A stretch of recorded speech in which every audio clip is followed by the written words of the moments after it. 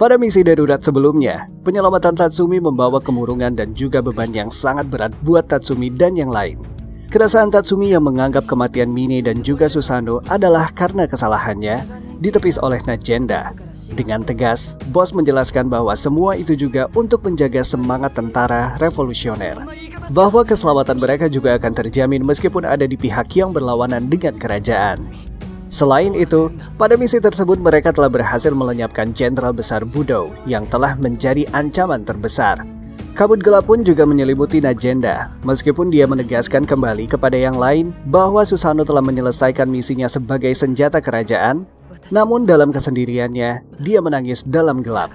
Dia menyadari bahwa Susanoo telah mengorbankan dirinya sendiri hanya untuk menyelamatkan nyawanya. Karena seharusnya pengaktifan jurus andalan tersebut membutuhkan nyawa Najenda. Sedangkan Tatsumi yang telah mengetahui bagaimana perasaan Mine kepadanya, memberikan tekad dan semangat tersendiri untuknya dengan akan membawa kemenangan pada misi berikutnya. Pada hari yang terik dan menyengat, Wave mencoba menangkap Tatsumi dengan paksa. Namun para penduduk berkerumun dan justru membela serta menyelamatkannya. Aksi para penduduk itu membuat geram Wave, yang masih merasa bahwa dirinya berada di pihak yang benar. Ran pun mendinginkan perasaannya yang telah terbakar amarah, bahwa kekacauan dan pemberontakan para penduduk akan terus berlanjut sampai nanti pada saat revolusi benar-benar terjadi. Rupanya, Ran telah mengetahui kebusukan negara ini. Namun memberontak seperti yang lain itu bukanlah cara yang tepat, sehingga dia memutuskan untuk melakukan perubahan tersebut dari dalam. Namun Ran terjatuh dalam kenyamanan, menikmati kebersamaan bersama Jaggers, dan kini adalah saatnya untuk kembali ke tujuan semula. Di sisi lain, Jenderal Esdet memang benar-benar mendalami keahliannya dengan sangat sempurna. Kematian yang bahkan tercermin pada namanya memang sangat pantas disematkan karena keahliannya yang tak ada duanya. Tanda yang ada di dadanya merupakan senjata terkuatnya. Tak ada lagi ketakutan di setiap langkahnya. Dengan gagah berani dan keangkuhannya, Esdet melajukan kudanya dengan pedang di tangannya, tak membuat lawannya kala itu gemetar. Lelaki yang juga memiliki senjata kerajaan di tangannya melawan Esdet dengan melemparkan kapaknya bak sebuah bumerang yang dilemparkan kencang memutar dan akan kembali dengan sendirinya. Namun kapak tersebut sama sekali tak mengenai kulit Esdet, meskipun hanya menggoresnya saja. Birunya mata Esdet semakin berbinar menyiratkan kebengisannya. Melompat menghindari kapak seraya mengeluarkan jurus pengendali esnya, dan sekali menggerakkan pedangnya. Bersamaan dengan itu, es terbentuk segaris tepat di tengah jalanan sang lelaki yang bahkan es tersebut mampu membelah tubuhnya menjadi dua bagian. Kekejamannya memang tak terelakkan lagi. Esdet sangat terpuaskan dengan pertempuran saat itu. Semangatnya semakin berkobar mengingat Tatsumi yang tak kunjung ia miliki. Di sisi lain, istana sedang dalam situasi yang sangat genting. Kaisar pun nampaknya kesulitan dalam mengambil keputusan. Akan tetapi Perdana Menteri Ones menegaskan bahwa itu semua bukanlah kesalahannya, dan dia memerintahkan untuk mempersiapkan suatu benda yang akan menunjukkan kekuatan sesungguhnya. Sementara Kurome yang semakin lemah bertekad untuk segera menyelesaikan misi pribadinya. Dia pun memberikan sebuah tanda dengan membunuh salah satu pemuda dan menyayatkan logo regunya bersama kakaknya Akame yang terdahulu di tubuh pemuda tersebut. Akame yang saat itu sedang berkeliling di jalanan ibu kota bersama Tatsumi, membaca isyarat itu dan berkemas untuk segera memenuhi ajakan adiknya itu. Tatsumi merasa ini adalah sebuah jebakan untuknya dan melarangnya memenuhi panggilan Kurome. Namun Akame yang sangat memahami Kurome bersikeras meyakinkan Tatsumi untuk tetap menemuinya. Dia pun juga berjanji untuk tetap bertahan hidup seperti yang biasa dia katakan kepada Tatsumi. Di suatu rimba yang penuh kegelapan, di mana tak seberkas cahaya pun menyelinap di antara dedaunannya, terasa sangat pekat bersama dingin yang terus menyelimuti malam itu. Akame melangkahkan kakinya perlahan hingga akhirnya dia pun tiba di sebuah bangunan yang berbentuk gereja tua. Di dalamnya Kurome telah menunggu. Di tempat itulah mereka bertemu untuk pertama kalinya setelah terpisahkan oleh tugas di divisi yang berbeda. Dan masih teringat jelas dalam bayangan Kurome di mana saat itu kakaknya memilih mengkhianati kekaisaran dan bergabung dengan Night Rain. Karena itulah Kurome bertekad untuk membunuhnya dan dengan begitu dia akan memilikinya untuk dirinya sendiri. Dia pun mengaktifkan senjata kerajaannya dan memuntahkan sejumlah darah karena terkurasnya energi dalam diri yang memang tinggal sedikit.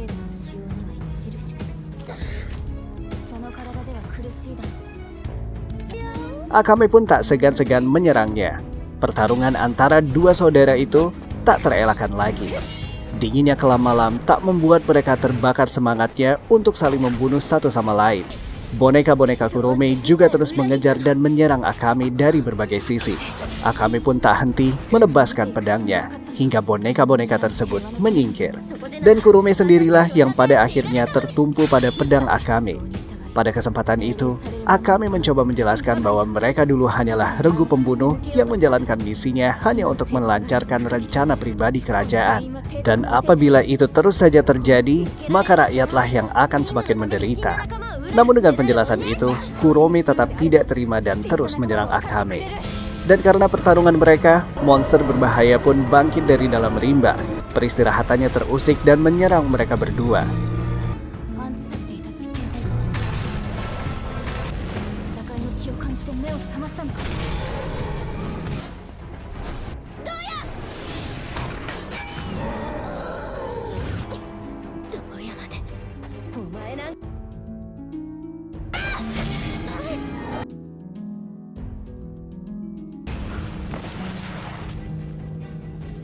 Akame lalu mengajak Kurome menyerangnya terlebih dahulu, dan disitulah mereka berdua mengenang masa lalunya.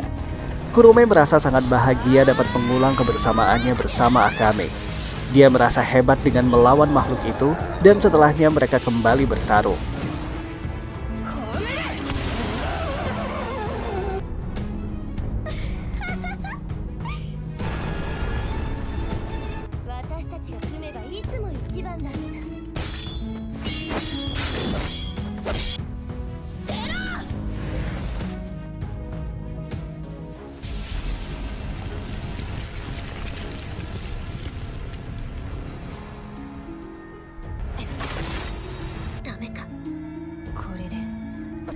Kali ini, Wave datang untuk menghentikannya. Setelah beberapa saat, Tatsumi pun menyusul dan mencoba memberikan penjelasan kepada Wave bahwa ada beberapa hal yang tidak perlu bantuan untuk menyelesaikannya. Dan mereka pun punya alasan tersendiri dalam hal itu. Wave pun pada awalnya menolak pertarungan tersebut, akhirnya memberikan kesempatan kepada Kurome untuk menyelesaikan misinya.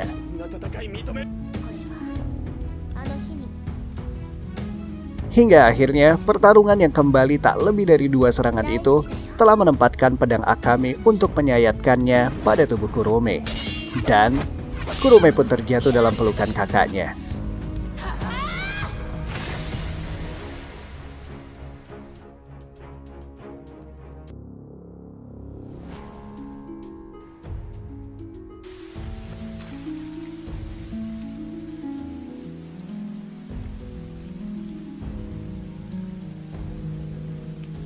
Akame dengan tegas memberikan tubuh Kurome pada Wave dan berterima kasih padanya telah datang demi adiknya tersebut.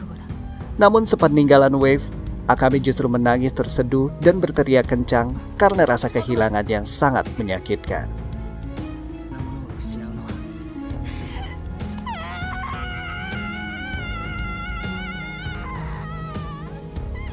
Wave terdiam lesu di antara bukit, sehingga tak menyadari betapa indahnya lampu ibu kota. Di antara ramainya pepohonan yang saling mengadukan malam, Wave justru tenggelam dalam kesedihannya.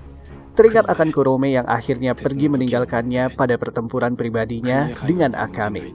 Kegelisahan yang terus menyelimutinya, di mana dirinya yang saat ini sudah menjadi seorang tentara kekaisaran seperti apa yang telah dia cita-citakan semasa kecil. Nampak gagah berjalan dengan senjata di tangannya untuk melindungi negeri beserta rakyatnya. Dan kini, dia yang telah menjadi seorang tentara bahkan tak mengetahui siapa yang akan dilindunginya. Dan pada siapa dia harus berdiri dan berjuang. Keresahan yang juga membawa keraguan pada kubu kerajaan. Misi terakhir Nitrate adalah menghancurkan akar permasalahan kerajaan, yaitu Perdana Menteri Ones. Dan hari kebangkitan revolusi pun tiba. Bos Najenda memimpin para tentara revolusi. Mereka yang telah mempersiapkan diri sejak lama dan menghimpun segala kemampuan pertahanan serta mental. Kini saatnya lah menumpahkan semua asa dan semangat yang semakin membara. Negara yang tak kunjung menyuguhkan kedamaian untuk rakyatnya terpaksa harus ditumbangkan. Berbekal panasnya api semangat para revolusioner dan tombak di masing-masing tangan kekar mereka, Najenda memulai serangan di garda depan. mencoba mengulur waktu agar Tatsumi dan yang lain dapat menyelesaikannya dengan menerobos langsung ke dalam istana. Leone dengan kemampuan naluri hewaniahnya berhasil membuat jalan masuk menuju istana melalui jalur bawah tanah, sesuai peta yang telah dibuat oleh Lubop. Leone, Akame, dan Tatsumi dihadang oleh kumpulan tentara kerajaan. Tentunya mereka bukanlah halangan yang berarti buat Night Raid. Tak berapa lama, Ran mengisyaratkan para tentara tersebut untuk segera meninggalkannya bersama para Night Raid. Tatsumi yang memang mengenal Ran sangat menyayangkan bahwa dirinya harus berada di pihak yang berlawanan. Namun Ran melebarkan sayapnya dan kepak sayapnya turut melepaskan bulu-bulunya yang sangat tajam dan menghujani mereka bertiga. Bersamaan dengan pengaktifan senjata kerajaannya, Ran menepis perkataan Tatsumi dengan menceritakan masa lalunya. Yang karena hal tersebut dia juga berniat untuk meluluh lantahkan negara yang hina ini.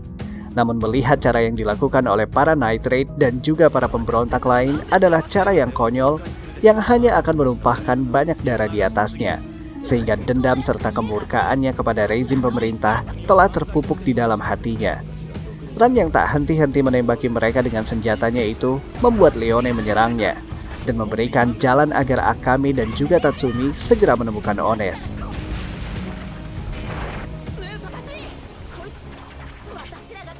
Setelah kepergian mereka berdua, Ran mengembangkan sayap dewanya dan Leone pun meladeninya dengan terpaksa karena meskipun mereka berada di tujuan yang sama. Kaisar yang sangat mengkhawatirkan akan terjadinya peperangan, teryakinkan oleh manisnya saran Ones yang cukup membuatnya mengabaikan sisi baik dalam dirinya.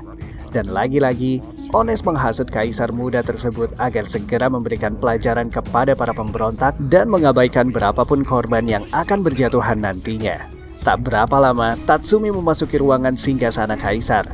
Dalam waktu yang hampir bersamaan, Akame menampakkan dirinya melalui atap setelah menghabisi blokade tentara kerajaan. Tatsumi masih mencoba menjelaskan bagaimana keadaan rakyat di bawah kekuasaannya selama ini. Namun lagi-lagi Ones memotong pembicaraan Tatsumi dan bersikeras untuk tidak mempercayai apa yang dikatakan oleh Tatsumi.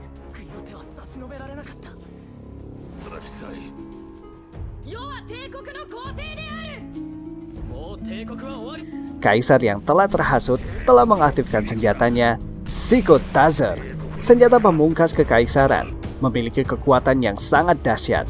Kemunculan Shiko Tazer ini cukup membuat seluruh rakyat cemas dan ketakutan.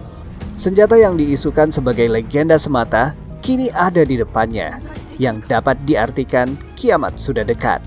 Mungkin itu yang ada di pikiran mereka. Sementara kaisar yang memegang kendalinya terus mengancam Night Raid dengan menyemburkan senjata lasernya. Pemukiman penduduk pun dihancurkan seketika. Bersamaan dengan itu, kumpulan asap pekat dan legam menelan mentari yang seakan tak diizinkan untuk kembali menyinarkan kedamaian di negara itu. Tatsumi semakin murka melihat api berkobar dengan megahnya. Merah menyala, menyemburkan hawa panas menyengat. Kaisar yang masih memiliki keraguannya tetap menuruti apa yang disarankan oleh Perdana Menteri Ones dan terus menembakkan lasernya. Rakyat yang tak sempat berlindung harus tumbang menjadi korbannya. Pemukiman penduduk pun diubahnya menjadi lautan api. Namun ucapan Ones masih saja merdu di telinga Kaisar, sehingga ia tetap teguh dalam melancarkan serangannya. Kaisar terengah-engah mencoba menangkap dan menghancurkan tubuh Tatsumi. Baju zirahnya bahkan tak mampu menahannya.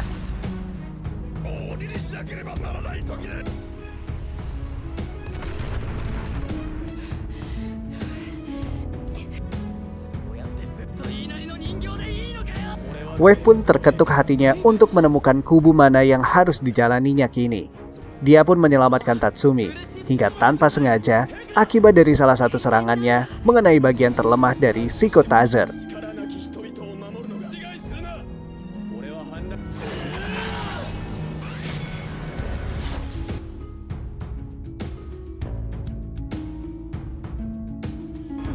Seketika bayangan Susanoo terlintas dan dia pun teringat akan sarannya. Dengan bantuan Wave, Tatsumi dilontarkan dengan kekuatan penuhnya. Tatsumi lalu memberikan pukulan hebatnya ke tempat lokasi kelemahannya itu, dan Shiko Tazer pun melemah.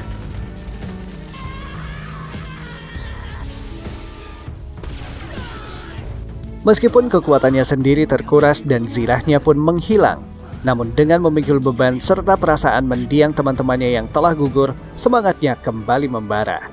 Bersama bayangan abang bula di benaknya, Tatsumi kembali mengaktifkan senjatanya dan meneriakkan dengan jiwa yang membara, "Incursio!" Seketika tubuhnya diselimuti oleh cahaya kemerahan dan baju zirah kuno yang berevolusi seiring waktu. Terpasang di tubuhnya yang tak kunjung melemah. Sayapnya dilebarkan dan melesat secepat cahaya, menerjang serta menembus pertahanan kaisar dengan menghancurkan Psychotizer.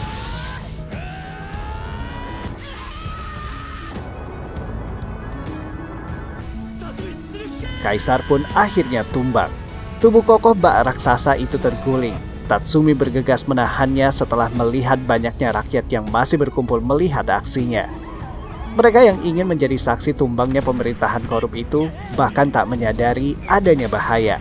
Dengan sekuat tenaga dan mengerahkan energi terakhirnya, Tatsumi menahan tubuh besar itu, hingga rakyatnya pun tak menjadi korbannya. Tetapi dengan demikian, dia telah mengingkari janjinya kepada Akame. Tubuhnya pun lunglai, lemas, dan akhirnya dia pun terpejam.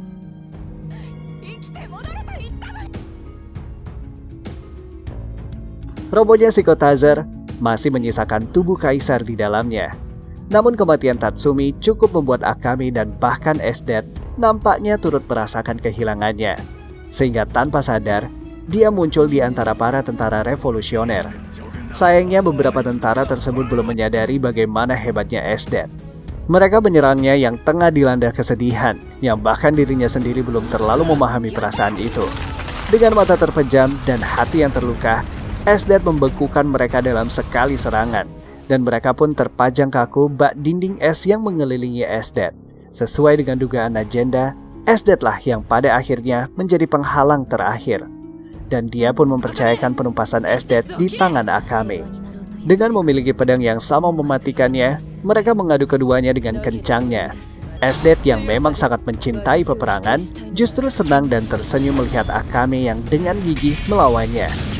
Esdet lalu menciptakan belati kecil dari bekuan es di tangannya dan menggunakannya untuk mengalihkan pandangan Akame. Keseimbangan Akame pun berhasil diganggunya. Setelahnya, dia mengeluarkan percikan-percikan es yang tajam membantu dan mengarahkannya ke Akame. Akame pun terpaksa mundur teratur.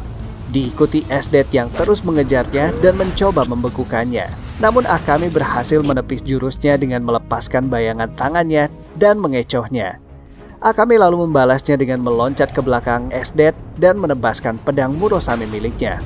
Namun Esdet dengan kesigapannya memunculkan perisai es, sehingga melindungi tubuhnya dari sayatan Murosame itu.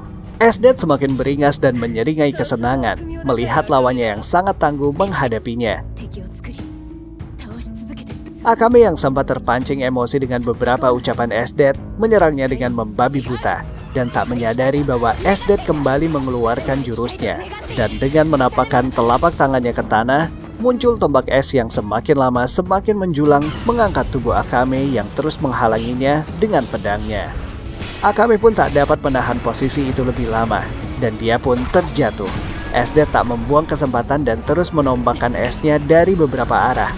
Dan saat mengetahui Akame masih juga luput dari serangannya, Esdet kembali memberikan serangannya dengan menggumpalkan es berbentuk bola raksasa dan melemparkannya ke tubuh Akame.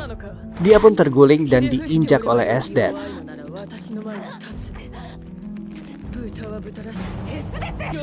Akame yang nampak kelelahan memutuskan untuk mengeluarkan jurus andalannya dengan menggoreskan Murosame ke tangannya dan membiarkan aliran kemarahan iblis dari dalam Murosame menyebar ke seluruh darahnya.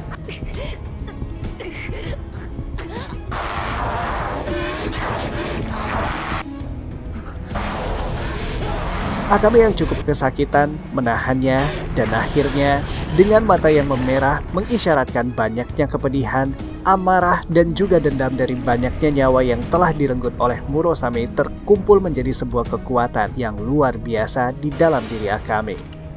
Teknik andalan yang sangat sesuai dengan julukan pedang iblis cukup membuat Esdet semakin terpuaskan akan nafsunya yang terus menggebu dalam peperangan.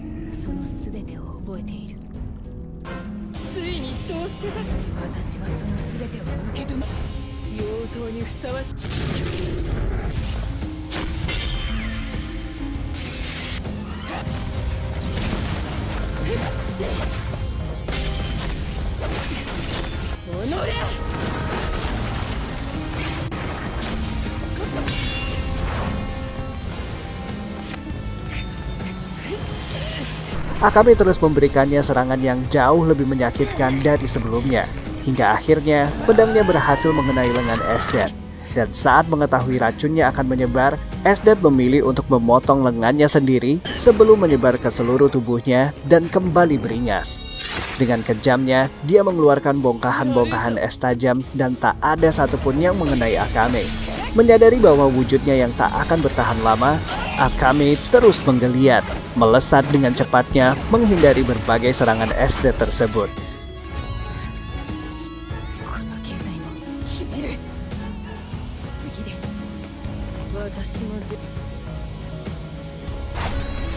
Esdet yang mulai kewalahan menghadapi Akame akhirnya menggunakan jurus andalannya, Maka Hadama. Seketika, seluruh ruangan dan juga waktu terhenti dan membeku. Senyumnya tersungging, menganggap kemenangan telah berada di tangannya. Namun jurusnya kali ini tak mempan untuk Akame. Dengan keiblisannya, Akame yang memang telah mengincar jurus itu memberikan bayang-bayang gambarannya yang haus darah. Sampai akhirnya Akame menebas kepuasan Esdet terhadap perburuannya.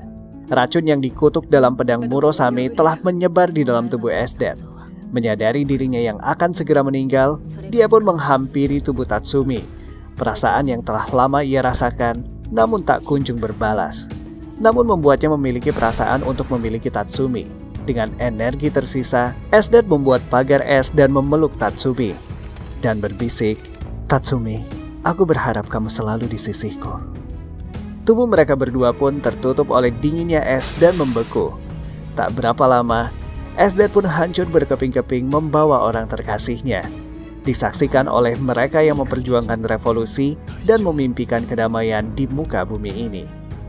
Di sisi lain, Perdana Menteri Ones mengetahui bahwa dengan kematian Esdet, dia harus segera bersembunyi untuk dapat mendirikan kembali negara sesuai dengan yang diinginkannya. Namun Leone yang telah lama mengincarnya tak akan membiarkan hal itu terjadi.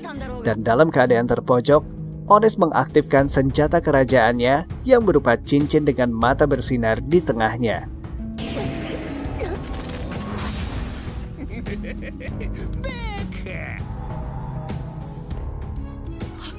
Dan dalam hitungan detik, Ones menembakkan senjatanya.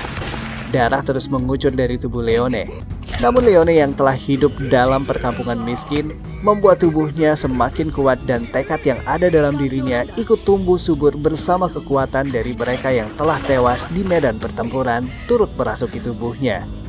Dan dengan kekuatan itu, dia memukulinya tanpa ampun dan akhirnya Ones pun mati. Misi pun selesai dan dengan demikian Night Raid dibubarkan. Leone memeluk Akame dan memintanya untuk tetap tersenyum. Leone yang telah terluka menutupi tubuhnya dengan jubah. Berkeliling ibu kota menyaksikan para penduduk merayakan kemenangannya. Kegembiraan serta keceriaan mereka mengantarkan Leone untuk tenang meninggalkan dunia ini dengan bersembunyi.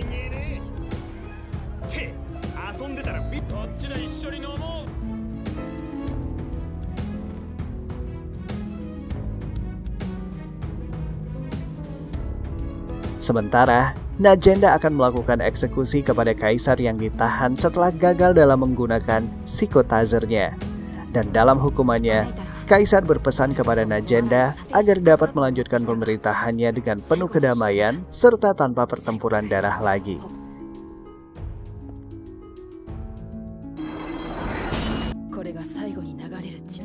Desa tempat di mana Tatsumi, Sayo, dan Ieyasu berasal bersorak gembira atas hasil yang mereka dapatkan selama ini. Mereka pun mendambakan kedatangan para pahlawan mereka yang entah kapan. Negara yang dulunya penuh tirani, kini tumbuh menjadi negeri yang damai dan menyebarkan senyuman di setiap penduduknya. Night Raid. Ketika era kekaisaran, mereka dikenal sebagai organisasi kriminal yang mengacaukan ibu kota. Tetapi tidak ada jejak mereka yang terekam di negeri yang baru ini. Selama ada kehidupan, di situ juga pasti ada kegelapan. Dan selama ada kegelapan, di situ juga pasti ada kejahatan. Dan untuk melindungi mereka yang tak bersenjata, mereka menghukum penjahat di balik bayang-bayang, karena Night Raid adalah pembunuh di balik bayangan.